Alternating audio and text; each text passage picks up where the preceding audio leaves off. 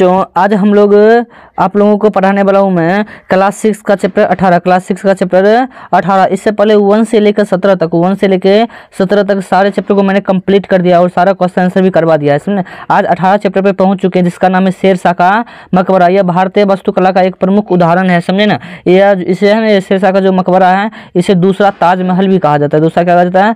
ताजमहल भी कहा जाता है। आज इसी के बारे में जानेंगे, समझे। अगर आप हमारे चैनल पर पहली बार विजिट किए हैं तो आप हमारे चैनल को सब्सक्राइब जरूर कर ले और नोटिफिकेशन ऑल कर ले, समझे, ताकि आपको हर एक वीडियो का नोटिफिकेशन मिलता रहे। आपको जानकारी दे दूं कि आपको इस चैनल के माध्यम से क्लास 6 से लेकर क्लास 12 तक का बिहार बोर्ड तैयारी कराया जाएगा। आपको कहीं से कोई दिक्कत नहीं होने की पूर्णतः गारंटी देंगे, कहीं से कोई दिक्कत नहीं होगी। आइए इसको पढ़कर समझते हैं कि शेरशाह का मकबरा क्या है, कहाँ है, कैसे बना, समझे ना। देखिए कहता है कि वह देखो बच्चों बस आ रही है। हेड मास्टर साहब ने कहा। सभी बच्चे सड़क की ओर निहारने लगे। कुछ ही क्षणों में बस विद्यालय के निकट आ गई। बच्चे मारे खुशी के शोर मचाने लगे। बस आ गई, बस आ गई, बस आ गई। बच्चे होते ही बहुत नटखटे, उसे बस देखा बस खुश हो गए कि बस आ गए, बस आ गए। अब देखिए कहता अब बस भी करो। हेड मास्टर साहब ने बच्चों से कहा कि अब बस भी करो, बोलना बस तो आ गई है। बच्चे शांत हो गए परंतु उनके चेहरे पर खुशी की चमक और उत्सुकता की लहर साफ दिखाई दे रही थी। मतलब कि बच्चों के चेहरे पर खुशी की लहर और उत्सुकता की लहर साफ साफ दिखाई दे रही है कि ये बच्चे खुश क्यों हैं। अभी आपको भी पता चल जाएगा कि ये बच्चे खुश क्यों थे। देखिए कहता है कि वह सभी शेरशाह के मकबरे की सैर करने के लिए व्याकुल हो रहे थे। मतलब वो जो बस आ रहे थे वो बस इन सबको कहाँ ले जाता? शेरशाह का जो मकबरा है उस मकबरा को दिखाने के लिए ले जाता है, इसीलिए बच्चे सब बहुत खुश थे। इतने में आशा मैडम आई और कहा कि बच्चों के पास आकर बोली कि सभी बच्चे लाइन में खड़े होकर एक एक करके बस के अंदर जाएं। मतलब अब देखिए सभी एक ऐसा आशा मैम आई, वो बोले कि सभी बच्चे एक लाइन में खड़े हो जाइए और एक एक करके बस के अंदर चलिए और अपनी सीट लेकर बैठ जाइए। अपनी सीट लेकर क्या करिए? बैठ जाइए। थोड़ी देर में सभी बच्चे बस पर सवार हो गए। हेड मास्टर साहब ने आशा मैडम के अतिरिक्त महिमा मैडम और पूर्णार्थ सर को भी बच्चों के साथ जाने को कहा। देखिए 2 मैम हो गई, समझे ना, और एक क्या हो गया? एक टीचर हो गए, मतलब शिक्षक हो गए पूर्णार्थ, समझे ना। और कहते हैं बच्चे पूर्णार्थ सर के जाने से बहुत अधिक खुश थे क्योंकि इनसे इतिहास पढ़ने में बच्चों को बहुत आनंद आता था। मतलब कि जो पूर्णार्थ सर थे ना वो इतिहास बहुत गजब पढ़ाते थे, समझे ना। इसीलिए बच्चे सब खुश थे कि हमें इतिहास के बारे में पूर्णार्थ सर क्या करेंगे? बताते रहेंगे। क्या करेंगे? बताते रहेंगे। अब आइए आगे देखते हैं आगे क्या कहता है। अब देखिए दिन के 10 बज रहे थे। दिन के कितने बज रहे थे? 10 बज रहे थे। अक्टूबर का महीना था, मौसम बहुत सुहाना था। अक्टूबर का महीना था, महीना भी बहुत सुहाना था। धूप भली भांति लग रही थी। गाड़ी के खलासी ने बस का गेट बंद कर दिया। खलासी क्या गया? बस का गेट बंद कर दिया और ड्राइवर को गाड़ी बढ़ाने को कहा। देखते ही देखते बस मेन रोड पर आ गई। बस कहाँ गई? मेन रोड पर आ गई। और कहता है काली काली सड़क पर बस हॉर्न बजाते हुए तेजी से आगे बढ़ने लगी। सड़क तो काला होता ही है ना। देखिए कहता है कि शेरशाह के बारे में कुछ बताइए। सूरज ने आग्रह किया। मतलब सूरज ने पूर्णार्थ सर से कहा कि सर आप जो हमको दिखाने के लिए जा रहे हैं शेरशाह का मकबरा उसके बारे में थोड़ा बताइए ना, आप कैसे बैठे रहते हैं शांत, जरा बताइए। अब सर तो सर होते हैं। अब देखिए पूर्णार्थ सर ने कहा आप ध्यान से सुने, बताता हूँ। अब देखिए सर तो सर होता है, वो सब कुछ बता देते हैं। उन्होंने कहना शुरू किया कि शेरशाह भारत के महान शासकों में एक थे। मतलब शेरशाह जो भारत के तो थे नहीं लेकिन भारत के महान शासकों में एक थे। भारत के महान शासकों में क्या थे? एक थे। अब देखिए इसके बारे में थोड़ा जन्म उनके बारे में जान लेते हैं, आज आसानी रहेगा, समझे ना। आप सबको नोट करते जाइएगा। इसका जन्म 1472 ईस्वी में हुआ। शेरशाह का जन्म कितना हुआ? 1472 ईस्वी में है, नोट कर लीजिएगा। इनका बचपन सासाराम में बीता। शेरशाह का बचपन का सासाराम में बीता। इनके बचपन का नाम फरीद खां था। इसके बचपन का नाम फरीद खां था। बाद में शेरशाह बन गया। बाद में क्या बन गया? शेरशाह। यह हसन खां सूरी के पुत्र थे। हसन खां सूरी के पुत्र थे। ये सब नोट डाउन करते जाइएगा। शेरशाह किसके पुत्र थे? हसन खां सूरी के पुत्र थे। इसका नाम बचपन का नाम फरीद खान था। जन्म हुआ 1472 ईस्वी में। बचपन में ये रहता था सासाराम में। ये सब नोट करते जाइएगा। हसन खान एक बड़े जागीरदार थे। कहते हैं बड़े जागीरदार थे। फरीद ने अकेले एक शेर को मार दिया था। ये जो फरीद था ना, फरीद अकेले एक शेर को मार दिया। बताइए, शेर को मारना कोई बच्चों का खेल है? लेकिन ये जो फरीद खान थे ये शेर को मार दिया था। तभी से ये शेर खां कहलाने लगे, तभी से ये क्या कहलाने लगे? शेर खां कहलाने लगे। वे बहुत विद्वान और बहादुर, बहुत विद्वान और बहादुर बुद्धिमान व्यक्ति थे। कौन? शेरशाह जो थे ना, शेरशाह फरीद खान बचपन का नाम था। वो बहुत विद्वान थे और बहादुर भी थे, बुद्धिमान भी थे। इनका सारा जीवन संघर्ष में बीता, मतलब इसका सारा जीवन संघर्ष में, कठिनाइयों में बीता। कम उम्र से ही पिता की जागीर की देखभाल करने लगे, मतलब छोटे से उम्र में बच्चा बत्ती पिता की जागीर को क्या करे? देखने लगे, समझे? इन्होंने बाबर की सेना में नौकरी भी की थी, मतलब ये बाबर की सेना में क्या की? नौकरी की। वो ये बहुत अनुभवी व्यक्ति थे। ये जो मकबरा शेरशाह है बहुत अनुभवी व्यक्ति थे। सर वे बादशाह कैसे बन गए? मतलब कि वो बादशाह कैसे बन गए? वो तो उसके यहाँ मजदूरी करता था, समझे ना। अब देखिए बाबर के यहाँ, अब सुमन ने जानना चाहा, सुमन ने कहा कि सर वे बादशाह कैसे बन गए? तो अब देखिए क्या कहता है, कहता है शेरशाह ने मुगल बादशाह हुमायूं को पराजित करके, मतलब शेरशाह जो था वह हुमायूं, मुगल बादशाह कौन था? हुमायूं को क्या क्या पराजित कर दिया और दिल्ली की गद्दी पर कब्जा कर लिया और सूर्यवंशी की स्थापना कर दी। सूर्यवंश की स्थापना कर दी। किसने स्थापना की? तो इसका फरीद खान, जिसका नाम पड़ गया शेरशाह, इन्होंने क्या किया? हुमायूं को पराजित किया और दिल्ली पर कब्जा कर लिया। तभी से सूर्यवंश की स्थापना कर दिया था। अब देखिए, अब आगे सुनते हैं आगे क्या कहता है। कहता शेरशाह बहुत जवान होंगे तब ना उन्हें बादशाह हुमायूं को हरा दिया।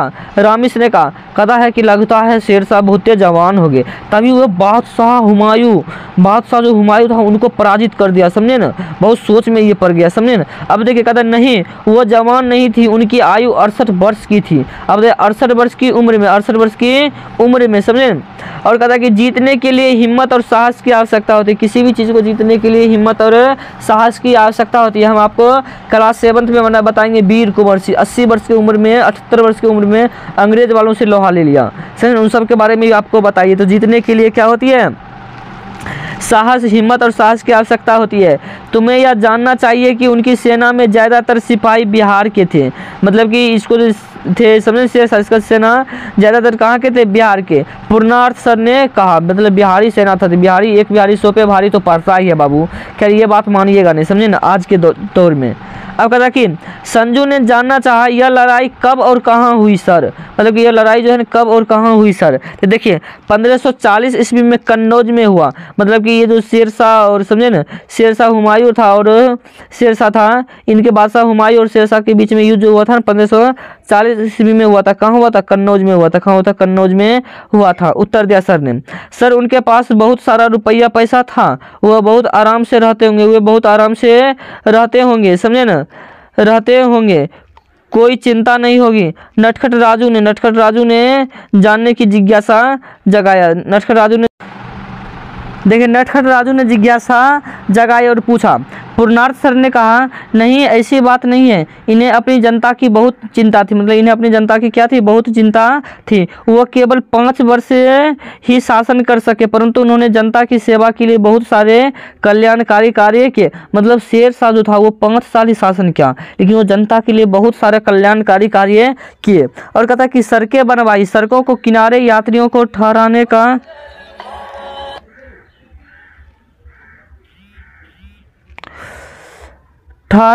काम किया, बहुत सारे कल्याणकारी कार्य किए, समझे। सड़कें बनवाई, सड़कों के किनारे यात्रियों के ठहरने के लिए जगह जगह पर सराय बनाया, समझे, ठहरने वाला जगह बनाया। और जगह जगह कुएं खुदवाए, सड़कों के किनारे वृक्ष लगवाए, सड़कों के किनारे के लगवाए वृक्ष लगाए। उन्होंने डाक और संचार की व्यवस्था में सुधार किए, विभिन्न क्षेत्रों में बहुत सारे सुधार किए, जिसे बाद के राजाओं ने भी अपनाया। राजस्व और लगान की व्यवस्था में उन्होंने महत्वपूर्ण सुधार किए, समझे। ये सब सुधार की कौन? शेरशाह किए, जिससे किसानों को लाभ हो। जिससे किसको लाभ हो? किसानों को लाभ हो। किसानों को बहुत आसानी से ऋण दिया जाता था, जनता खुश थी, इसलिए यह न्यायप्रिय बादशाह था। कौन? शेरशाह। जो शेरशाह था वो न्यायप्रिय राजा था, वो जनता के लिए बहुत कार्य किए, समझे। आसानी से ऋण मिल जाता था, इससे बड़ा काम क्या हुआ? ऋण मिल जाना किसान के लिए बहुत बड़ी बात होती है, समझे ना। अब आइए आगे देखते हैं आगे क्या कहता है। कहता कि अब बस एक बहुत चौड़ी सड़क पर आ गई है। पूर्णार्थ सर ने बताया यह सड़क ग्रैंड ट्रंड रोड के नाम से जानी जाती है। बच्चों, कोलकाता से पेशावर यानी पाकिस्तान तक जाती है। कलकत्ता से लेकर कहाँ तक जाती है? पाकिस्तान तक जाती है। इस सड़क को भी शेरशाह ने ही बनवाया। इस सड़क को किसने बनाया? शेरशाह ने ही बनवाया। यह उनका महान योगदान था। अब कुछ ही समय में बस सासाराम पहुंच गए। बस कहाँ पहुंच गई? सासाराम पहुंच गई। शहर में पहुंचकर बच्चों की उत्सुकता और बढ़ गई। शहर के सड़कों से गुजरती हुई बस एक बहुत बड़े तालाब के किनारे आकर रुक गई। लो आ गया बच्चों शेरशाह का मकबरा। इस ऐसा किसने कहा? पूर्णार्थ। अब बच्चों सब कहाँ पहुंच गए? शेरशाह का मकबरा पहुंच गए। आशा और महिमा मैडम ने बच्चों को आराम से उतर जाने को कहा। जमाली ने कहा बाप रे बाप, इतना बड़ा और इतना सुंदर। सभी बच्चे इसकी सुंदरता को देखकर चकित हो गए। मतलब कि शेरशाह का मकबरा अति सुंदर था, बहुत ही प्रिय था। सभी बच्चा देखकर बहुत खुश हो गए। शिक्षकों ने सभी बच्चों को एक साथ जमा हो जाने को कहा और सभी बच्चा एक जगह क्या हो गए? जमा हो गए। सभी बच्चा एक जगह क्या हो गए बाबू रे? जमा हो गए। अब देखिए आगे क्या कहता है। आगे कहता है पूर्णार सर ने फिर बताना शुरू किया कि देखिए यह मकबरा पर जाने का मुख्य द्वार है। इसके दोनों ओर मस्जिद है। इसके दोनों ओर क्या है? मस्जिद। मतलब शेरशाह का मकबरा जाइए हम, दोनों तरफ लेफ्ट और राइट साइड क्या मिलेगा? मस्जिद मिलेगा। बच्चों को पानी के बीच भवन देखकर बहुत आश्चर्य हुआ कि मकबरे का निर्माण किसने करवाया? जो पानी के बीच है। पानी के क्या है? बीच है। बच्चों ने जानने की जिज्ञासा व्यक्त की। अब पूर्णार्थ सर ने बताया कि 1545 ईस्वी में कालिंजर, 1545 में कौन? कालिंजर के किले को घेराबंदी के समय, मतलब 1545 में कालिंजर के किले को घेराबंदी के समय एक विस्फोट में शेरशाह के देहांत के उपरांत उनके पुत्र और उत्तराधिकारी इस्लाम शाह सूरी ने मकबरे को बनवाया। मतलब कि एक मृत्यु हो गई। कालिंजर में एक बम विस्फोट किया था, समझे, उसमें इसी की मृत्यु हो गई। तो इसका बेटा था शाह सूरी। कौन था? शाह सूरी ने ये शेरशाह का मकबरा बनवाया। बताइए बेटा बाप के लिए क्या क्या नहीं करता है। मकबरे को बनाने के लिए एक बहुत बड़ा तालाब खुदवाया। मकबरे को बनाने के लिए एक बहुत बड़ा क्या किया? तालाब खुदवाया ताकि मकबरा और सुंदर दिखाई दे। मतलब तालाब में मकबरा बनाया। विशेष देखने की बात यह है कि यह मकबरा भवन एक ऊंचे चौकोर चबूतरे पर बनाया गया। मतलब एक ऊंचे चौकोर चबूतरे था, उसके ऊपर बनाया गया। सर ने बच्चों से जानना चाहा कि वे बताए मकबरा किस चीज़ के बने। मतलब शेरशाह का जो मकबरा है वो किसके बने हैं? सभी बच्चों ने जोर से जवाब दिया पत्थर के। किसके? पत्थर से। कितनी भुजाओं वाला है? सभी ने बताया 8 भुजाओं वाला है। कितनी भुजाओं वाला है बाबू रे? 8 भुजाओं वाला, और ये पत्थर के बने हैं, समझे ना। अब देखिए कहता है कि इनकी कितनी मंजिलें हैं? सभी ने जवाब दिया 3। सभी ने जोर से जवाब 3 मंजिला। 3 मंजिला है। क्या मंजिला है बाबू रे? 3 मंजिला। और कितना ऊंचा होगा ये मकबरा? अब देखिए कितना ऊंचा होगा मकबरा। अब देखिए बच्चों को कैसे पता चलेगा कि कितना ऊंचा मकबरा होगा? समझे, वो बच्चे तो छोटे होते हैं, उसको उतना नॉलेज तो रहता नहीं है, समझे ना। तो देखिए कहता है पता नहीं, अब आप बता दीजिए। कहता है 45 मीटर ऊंचा है, सर ने कहा। मतलब सर पूर्णार्थ सर कहते हैं ये जो शेरशाह का मकबरा है 45 मीटर ऊंचा है। इसका गुम्बद कितना बड़ा होगा? बहुत बड़ा होगा, बच्चों ने कहा। बच्चों आपको पता होना चाहिए कि इसका गुम्बद ताजमहल के गुम्बद से 13 फुट बड़ा है। मतलब शेरशाह का जो मकबरा है ना वो ताजमहल के मकबरा के गुम्बद से 13 फुट बड़ा है। 13 फुट क्या है? बड़ा है। बताइए ताजमहल को भी फेल कर दिया, इसलिए तो इसे दूसरा ताजमहल कहा जाता है। सर ने बताया कि यह मकबरा अफगान शैली का बेहतरीन नमूना है। मतलब किस शैली का बेहतरीन नमूना है? तो अफगान शैली का महत्वपूर्ण नमूना है। सभी बच्चों और शिक्षकगण मकबरे के बीच वाले भाग में पहुंच गए और खूब रोशनी और हवा आ रही थी। मकबरे के ऊपर भाग में कई खिड़कियां और जालियां थी। मतलब ऊपर चढ़ने के बाद बहुत सुंदर सुंदर हवाएं आ रही थी, समझे ना। अब देखिए अब क्या होता है। अब कहता है सर ने बच्चों से कहा कि इस मकबरे में शेरशाह सूरी के अतिरिक्त उनके 24 साथी दफन है। मतलब उस शेरशाह का जो मकबरा में शेरशाह सूरी तो ही है, उसके साथ साथ कितने 24 उसके साथी भी दफन है। बताइए अफगान शैली का इस वास्तुकला स्थापत्य कला को देखने पर बच्चे बहुत आनंदित हो रहे थे। मकबरे के हर ओर से पानी में जाने के लिए सीढ़ियाँ थी। मकबरे के हर ओर से क्या थी? पानी में जाने के लिए सीढ़ियाँ थी। सभी बच्चे नीचे जाना चाह रहे थे, समझे ना, पर दोनों ने हाथ पकड़ लिया। मतलब दोनों ने क्या किया? हाथ पकड़ लिया। कुछ बच्चे मकबरे की दीवार पर लगे लोगों द्वारा लगे गए नामों और वाक्यों को पढ़ने लगे। मतलब कि उसके दीवार पर नाम लिखे थे, समझे ना, और वाक्य लिखे थे, उसको पढ़ने लगे। सर ने बच्चों को बताया कि जो लोग ऐतिहासिक धरोहर के महत्व में नहीं जानते हैं वैसे लोगों की ऐसी गंदी हरकतें करती है। जो लोग मतलब नहीं जानते हैं कि ऐतिहासिक धरोहर क्या होता है, वही लोग ऐसी गंदी हरकतें करते हैं और पानी में जाके गंदा करते पानी को। अब देखिए अब पूरू क्या कहता है।